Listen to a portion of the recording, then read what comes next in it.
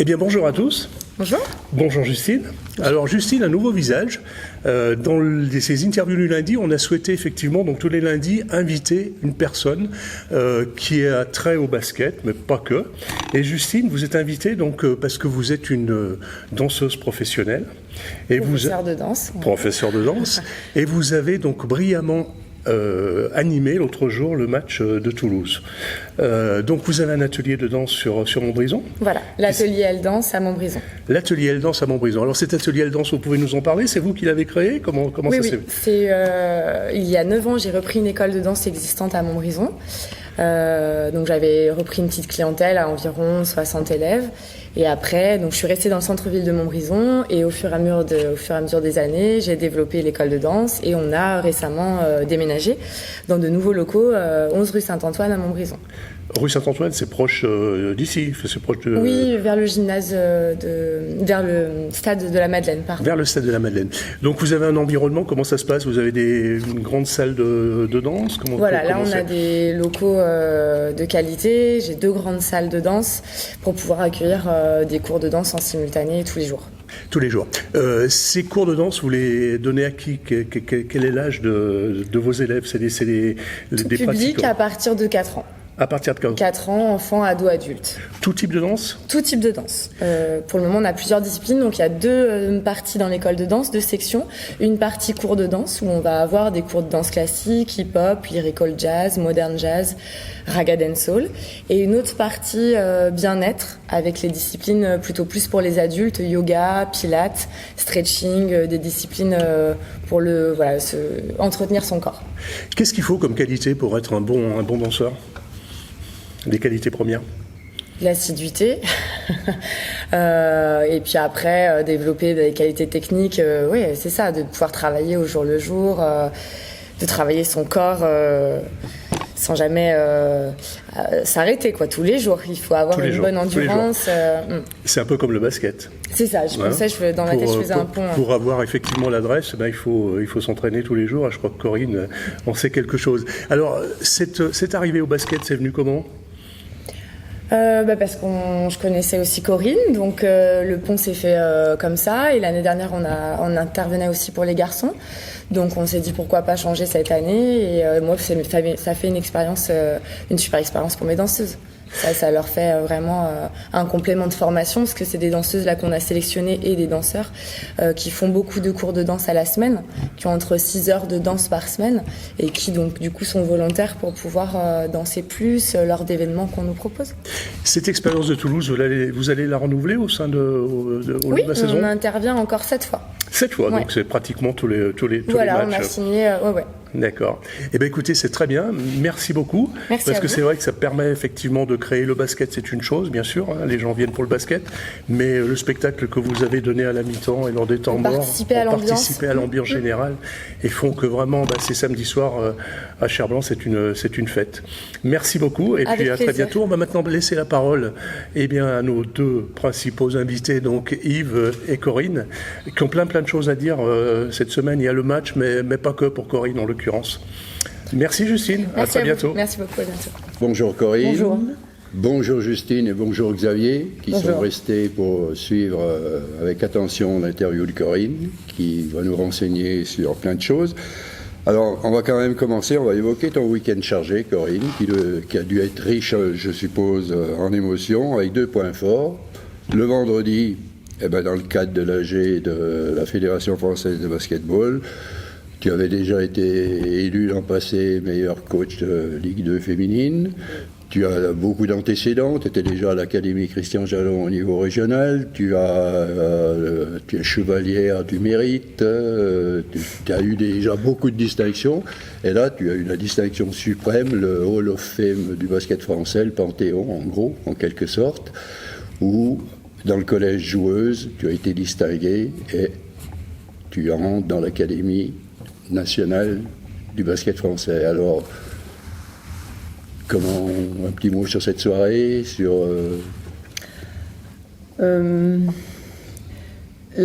qui est encore plus étonnant par rapport à tout ça, c'est que moi, les distinctions, c'est quelque chose qui mais un peu difficile à la base. C'est pour ça que je te pose la question. Oui. Je voulais quand même donc, avoir une du réponse. coup, quand la Fédé m'a proposé ça il y a quelques mois maintenant en arrière, waouh, j'ai dit, au début, j'ai dit non. Voilà, bref. Et puis après, ils m'ont dit, mais vous savez, c'est quelque chose qui ne se refuse pas.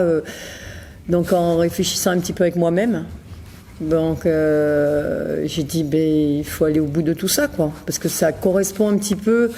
Bon, j'avais déjà dit l'année dernière, quand tu es de nouveau, qui a été élu meilleur coach l'année dernière, c'est comme si une boucle était bouclée. Donc là, ça fait à peu près pareil, quoi. Ça veut dire la reconnaissance sur la durée, et ça veut dire aussi, malgré tout, que ça sent plus la fin aussi. Donc, du coup, c'est... Mais que ça sente la fin de joueuse, oui, mais vu que tu as été dans le collège joueuse, vu qu'il y a plusieurs collèges, avec tout ton parcours fantastique, mais je pensais qu'ils allaient aussi te mettre dans le collège entraîneuse, donc il te reste encore cette porte ouverte. Parce que... Non, une fois qu'on est à l'académie, on est à l'académie. Non, oui. on n'a pas deux fois à l'académie. Ouais, mais après, quand ils disent pour eux, ils ont mis dedans la longévité, ça veut dire et joueuse, et puis aussi, ça fait presque 30 ans que j'entraîne maintenant, donc ils ont aussi mis ça dedans, j'imagine. Alors tout ça, aux côtés de Tony Parker, tu rentres quand même par la grande porte. Donc bravo, toutes les félicitations de Montbrison TV de notre part, et ça rejaillit sur le club de Montbrison dans lequel tu sévis actuellement, donc c'est parfait. Oui, alors après, il y a Tony Parker, oui en effet, donc c'est pour ça qu'il paraît que ça ne se refuse pas. Et la deuxième chose, il y avait aussi Majkovic, qui pour moi est quand même a été un des plus grands entraîneurs yougoslaves. Moi, j'ai eu la chance d'être entraînée pendant 2 ans par un Yougoslave, pendant 1 an par un Russe, pendant 1 an par un Ukrainien. À l'époque, j'étais joueuse, et je pense que si je suis devenue ce type d'entraîneur que je suis actuellement, qui est sûrement différent d'autres façons d'être entraîneur en France, ça vient aussi de ça. Donc, pour moi, c'était important aussi de discuter avec lui, et c'était excellent. Et aussi, il y avait aussi Pierre Fossé, qui a été un grand dirigeant à l'époque de Bourges, et avec qui on a souvent bataillé avec Charles Desaulles. Donc c'est vraiment c'est rigolo, parce que c'est comme si on revoyait des moments, des moments passés avec la tête que l'on a maintenant, quoi. Donc voilà. Mais merci. Bon, et juste une petite question subsidiaire. Ton meilleur souvenir, donc, en tant que joueuse? 1 ou 2 souvenirs? Il y a le meilleur, c'est toujours le premier, comme dans d'autres choses, n'est-ce pas? Donc moi je dirais, il y en a quelques-uns, mais le meilleur, c'est le premier titre que j'ai eu de champion de France avec Charles Desaulles, où on était vraiment une toute petite équipe par rapport à d'autres, et on avait cet entraîneur Hugo qui, chaque matin, quand on arrivait à l'entraînement, nous disait « on va être champion de France si vous travaillez bien ». Et on a fini par l'être. Donc ça, c'est mon plus beau souvenir. Et le deuxième, ce serait un des derniers avec Tarbes, parce que je suis championne d'Europe avec Tarbes, et c'était pareil, c'était un petit peu la boucle qui se terminait, quoi. Parce qu'après, j'ai arrêté de jouer. Et écoute, encore 1000 félicitations de la part de tout le monde. Alors, on va passer à la deuxième partie de cette interview. Match à Aulnois, une défaite, 72-64. Alors, je te fais une chronologie rapide, vu qu'il n'y a pas quelqu'un qui peut le retranscrire des tribunes, je vais me faire un petit peu le porte-parole. Premier quart-temps, vous êtes dans le rythme, avec quelques approximations dans la lecture du jeu en attaque. On oublie Mariama un petit peu dessous, Aulnois mise sur la percussion, vous tenez le choc, 18-14. Deuxième quart-temps, un 27-17, vous partez à moins 10 points, puis vous soutenez la comparaison, Aulnois maintient son emprise malgré tout, moins 6 à la mi-temps. Pas trop de soucis. Troisième quart-temps, un troisième quart-temps formidable, passage au vestiaire salutaire, un gros temps fort, vous renversez la vapeur, plus 6, 49-43. Là, on se dit, la porte est ouverte à une belle victoire à l'extérieur pour nos Montbrisonnaises. Et quatrième quart-temps, Aulnois repasse devant, 60-62 à la 35e minute, un trou noir, une déferlante nordiste de 5 minutes, la panne sèche. Alors, vous avez contrôlé et étouffé 2 filles de leur équipe sur leurs 4 cadres, et pas trop su maintenir, mais on ne peut pas être partout, tu vas me dire en défense, Fleur de Villiers. De Villers. De Villers, pardon. Le problème que l'on a, il est simple, c'est que pour l'instant, par rapport à l'équipe que j'ai, on est en constante. Ça veut dire on fait le yo-yo, on fait des très bonnes séquences, mais alors à côté de ça, on passe du tout à rien. Et c'est là-dessus qu'il va falloir qu'on progresse parce que on va... C'est la deuxième fois que dans ce dernier quart-temps, contre Toulouse, ça s'était moins vu. Parce qu'on avait plus 25. Voilà. Mais on a souvent, c'est soit tout rose, soit tout noir, quoi. Je veux dire, pour l'instant, on fait vraiment les montagnes russes. Et c'est ce qui nous pénalise. La première chose, on est très mal rentré dans le match puisqu'on perd 11-4. Donc on a ce problème à l'entrée de match. Après, il est évident qu'il faut quand même reconnaître que l'équipe de Aulnois joue avec, comme tu as dit, 4 joueuses qui ont été... Déjà, il y en a 2 qui ont été dans le 5 majeur l'année dernière, qui est la meneuse et puis De Villers, dans le 5 majeur avec notre américaine de l'année dernière. Donc elles ont quand même des joueuses avec fort expérience et puis surtout avec une qualité très, très, très forte. La meneuse, elle fait 11 passes décisives sur le match, ce qui fait que c'est une joueuse qui éclaire le jeu. D'accord. Donc à la mi-temps, j'ai bien essayé de recadrer. Alors on fait le yo-yo, on a des plus, des moins 10, on revient à 2 points, on repasse devant, on revient... À la mi-temps, j'ai essayé de vraiment recadrer par rapport à ce qui s'était passé. Et c'est vrai que notre troisième quart-temps est d'une qualité exceptionnelle, puisqu'on gagne 23-13 à l'extérieur. Et on a surtout la qualité, la chose que j'ai demandé, c'était s'adapter à l'arbitrage. Et donc on l'a très bien fait, tout en défendant comme il faut. Donc on l'a très bien fait. Et puis encore une fois, en plus 6 au début du quatrième quart-temps. Alors il y a une équipe qui pousse pour revenir, et puis nous on fait un basket à l'envers. Et notre quatrième quart-temps est aussi mauvais que le troisième quart-temps de Aulnois. On n'a pas su s'adapter à ce qu'elles ont. Elles ont changé leur façon de défendre, elles, à ce moment-là. Et on a vraiment pas su défendre, pas su attaquer. Maintenant, ça veut dire quoi? Ça veut dire que sur les matchs à l'extérieur, alors... c'est dur de gagner à l'extérieur. Hein, pour tout le monde, hein, parce que tout le monde peut battre tout le monde. Le championnat est vraiment dense. Mais il nous manque quelque chose. Moi, ce qui me dérange par rapport au match qu'on a fait samedi, c'est qu'à un moment donné... Fleur de Villers, elle met 31 points, elle fait 30 dévals. Et moi, j'aurais aimé qu'à un moment donné, une joueuse dise, mais Corinne, moi je la prends et elle pourra plus shooter. Or, elle a continué à dérouler. Alors, elle était dans une journée, une période super intéressante pour elle. Il faut savoir que le premier match, quand elles ont perdu à la maison contre Fétia, elle ne jouait pas. Alors, il est évident que si nous, samedi, elle n'avait pas joué, oui, c'est pas le même basket. Hein. Donc, quand Fétia ne jouait pas, donc Fétia a gagné là-bas.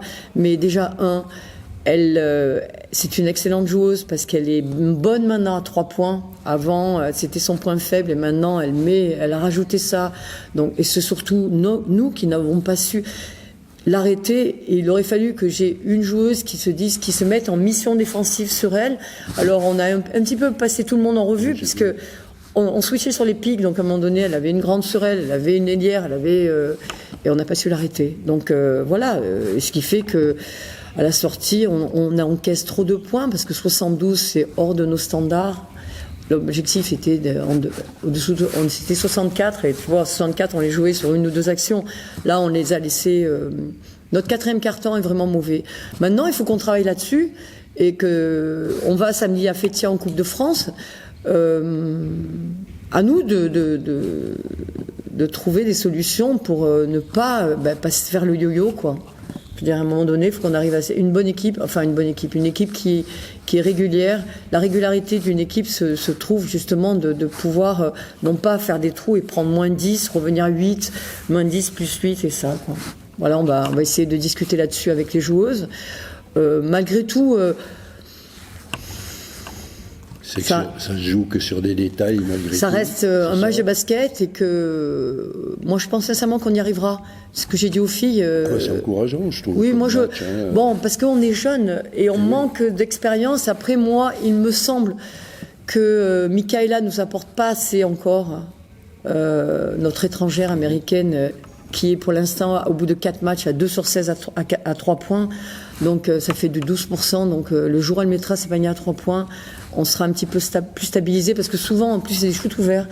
Donc on travaille malgré tout, elle travaille bien, c'est quelqu'un qui met, mais pour l'instant elle amène pas cette adresse-là et ça nous manque. Voilà. Bon, je crois que sans que je te pose d'autres questions, tu as été très concise et tu as tout dit pour pas que l'interview soit trop long et se prolonge trop. Non, on va essayer de travailler. On va essayer de travailler. Le match que l'on a à Fétia, match de Coupe de France qui à la base nous amène rien. Je vais essayer de faire plus tourner pour voir un petit peu les autres joueuses qui jouent peu, voir si elles peuvent apporter quelque chose. Et on verra à ce moment-là si il s'avère que cette façon de coacher est peut-être la bonne. Voilà. Oui, mais la façon de coacher est sûrement la bonne. Après, c'est une question aussi. On sait que cette équipe est généreuse, a envie de jouer, a envie de progresser, ça se voit, a envie de bien faire, même si la lecture du jeu n'est pas toujours satisfaisante. Je vois le premier quart-temps, par exemple, Mariama, elle appelait des ballons, après le pick and roll, elle était vraiment ouverte toute seule et on est resté sur de la périphérie. J'ai dit, à ce moment-là, on peut les bouffer intérieurement. Oui, alors c'est là-dessus qu'il faut qu'on travaille maintenant. Et c'est les deux, aussi bien la joueuse qui fait la passe que la manière dont tu demandes le ballon dans la raquette. Donc on travaille beaucoup là-dessus. Hein, mais après, Mariana... par exemple, c'est quand même, pour moi, c'est vraiment une très bonne chose. Elle avait pris un seul rebond à la mi-temps. Je vais la voir à la mi-temps. Je lui dis, Mariana, un rebond, toi, à la mi-temps, comment on va faire? À la fin, elle sort du match avec 10 rebonds. Ça veut dire qu'elle en a pris 9 en deuxième mi-temps. 9 en deuxième mi-temps. Voilà. Après, tous les shoots qu'elle fait, elle shoot 18 fois. Tous les shoots qu'elle fait, c'est des shoots dans la raquette. Elle est à 50%, mais c'est insuffisant. Il faut qu'en shootant 18 fois, donc elle a quand même shooté 18 fois, il faut qu'elle mette 12-13, quoi. Et là, ça nous amènera un plus. Donc, il nous manque les 3 points de Michaela. Il nous manque un petit peu aussi des 3 points de Manel sur ce match-là, parce qu'elle est quand même à 30% de réussite au tir. Mais c'est surtout, il nous manque les shoots dedans de Mariana. Or, elle shoot que dans la raquette. Les 18 tirs qu'elle prend, c'est que dans la raquette. Donc, si on arrive à progresser par rapport à ça... Moi, j'ai dit aux filles, les filles, d'ailleurs aujourd'hui on est au repos, elles sont au repos, j'ai dit aux filles, on va y arriver, il suffit de continuer dans cette direction que l'on veut mettre en place et voilà. Eh bien, on va dire qu'Aulnoy a été un peu plus réaliste dans les moments chauds, et que vous avez été à la hauteur quand même de... Et Aulnoy a des joueuses de très haut niveau, avec beaucoup d'expérience. Quand on voit aussi bien la meneuse que De Villers est une joueuse qui devrait jouer au niveau au-dessus. Alors, elle ne joue pas au-dessus pour diverses raisons, mais elle a plus le niveau d'une joueuse de Ligue que d'une joueuse de Ligue 2. Voilà. Eh bien, bon voyage samedi à Fétia. Oui. Faites-vous plaisir, c'est la Coupe de France. Tout à fait. En cas de gain, ça peut faire un match de gala à Montbrison, c'est pas négligeable. En cas de défaite, il n'y a rien de préjudiciable. Donc... Non, après, il faudra qu'on rebondisse. On reçoit après la tronche à la maison avec Laura et puis et Kai qu'on avait chez nous il y a juste avant. Là, c'est un match qui sera hyper important. Bon, mais il y aura de la danse à la mi-temps, je suppose. Il va y avoir une ambiance, tout ça en direction de Julie. L'ambiance sera là. Prenez rendez-vous pour le 2 novembre. Voilà, c'est ça. Match à la maison contre la tronche. Merci. Merci Corinne. Merci Richard. Et bonne journée à tout le monde.